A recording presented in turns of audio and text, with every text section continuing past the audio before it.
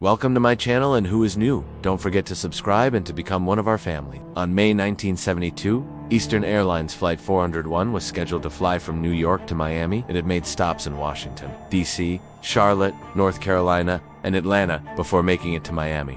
The plane that they were flying that day was a Boeing 737-200, and at this point in time, the airline had 3 of them. Once the plane got to Miami, the pilots decided to just park it at the gate instead of using the hangar that was available. This is most likely because the pilots and crew wanted to get some rest in before their next flight, which would be going to San Juan, Puerto Rico.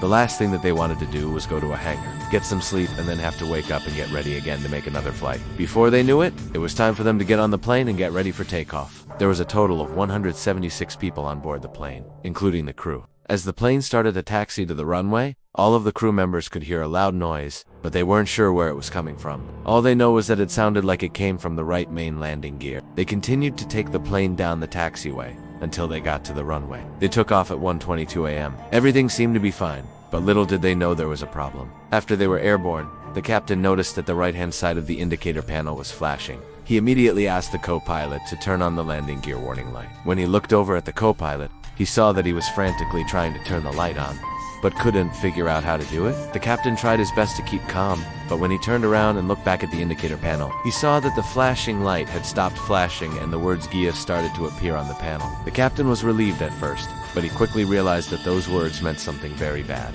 They didn't have any way of knowing whether or not the landing gear had actually been lowered. As the captain struggled to come to terms with what was happening, the other 2 crew members were desperately trying to bring the landing gear back down. The captain tried to radio the control tower so that he could tell them what was happening, but they were having trouble getting through. The traffic was too heavy. The captain decided that the best course of action would be to turn the plane around and head back to the airport. He told the crew to start the engine S emergency generator, and then they were going to try to extend the landing gear again. This time the landing gear actually came down, but it wasn't all good news, because the left landing gear hadn't fully deployed. The captain decided to make one more attempt to get the landing gear to deploy properly, and luckily for them, it worked, and they were able to land the plane safely. Once the passengers were told that there had been a malfunction with the plane, many of them started to panic. Some people even started screaming. Once everyone was off the plane, the crew members breathed a sigh of relief.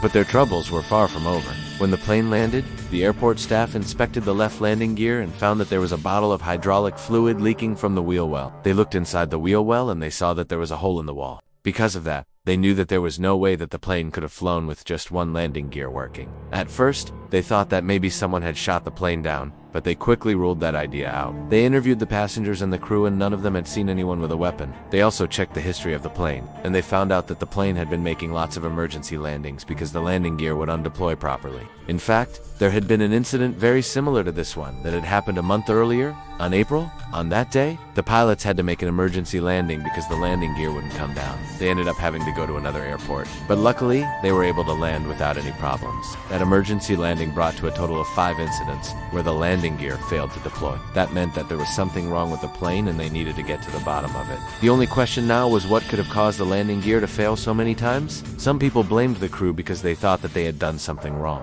but after they investigated, they realized that it wasn't the crew's fault. The crew member who was responsible for putting down the landing gear had done everything correctly. Even though the landing gear had failed on them before, this was the first time that the crew had been given a warning sign that something was wrong. If they had been given a warning sign during the other incidents, they might have been able to avoid the disaster that was about to happen. Now it was time to find out what was causing the landing gear to fail. The investigators looked at the landing gear and the part that controls it. They tested every component and they tried to think of every scenario that could have caused the plane to malfunction. Still, nothing seemed to add up. It was UNN until they got the plane into a hangar and looked at the mechanism controlling the landing gear that they finally found the problem. The pin that controlled the landing gear had been bent. To be more specific, it had been bent just enough so that it would allow the landing gear to come down just fine. But when the pilot went to retract the landing gear, it wouldn't work.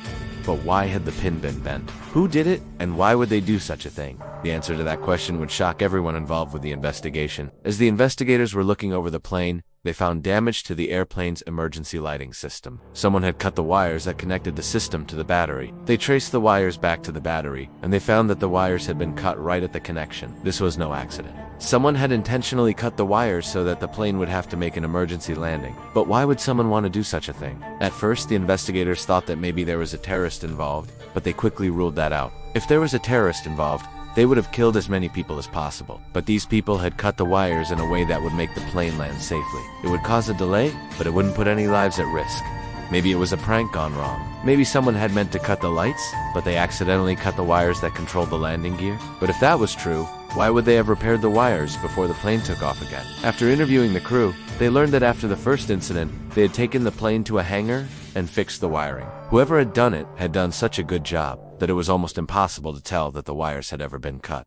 Then a miracle happened. One of the mechanics who had worked on the plane came forward and admitted that he was the one who had cut the wires. He had done it as a prank, but he never thought that anyone would actually get hurt because of it. The mechanic was immediately arrested and charged with 176 counts of attempted murder. Each crew member was also fired from the company. Although the mechanic was arrested, no one ever figured out why he had done it. The only thing that we can assume is that he had some kind of grudge against the airline. After this disaster, Eastern Airlines tightened up its safety procedures and they made sure that any electrical work that was done on a plane would be double-checked. Now, it's your turn. What do you think of this story? Leave your thoughts in the comments below. And if you enjoyed the video, don't forget to like it. Thanks for watching.